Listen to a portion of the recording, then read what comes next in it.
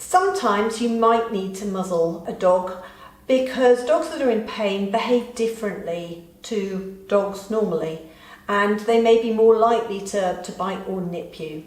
So you would only muzzle a dog if you really had to, and you would never muzzle a dog that is overheating because they need to pant. That's the only way that they can cool down.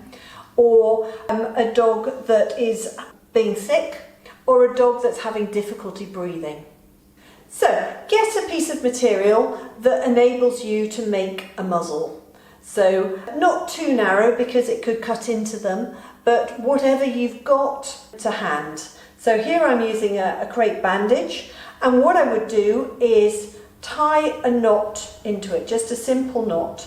I would approach the dog from behind because they're less likely to bite you from that direction. Human safety always is number one priority. So you make a loop like this and you carefully pop that over their muzzle and tie it in a knot like this. Be very careful that you don't get bitten. You then tie it again underneath, so you're tying their jaw shut, and you loop it under their ears and tie it loosely in a single knot behind their head.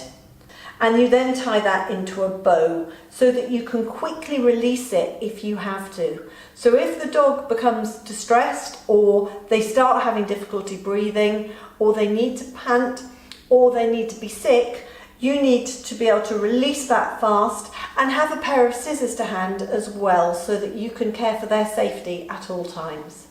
The other thing to remember is that they can still nip you even if they have an improvised muzzle on.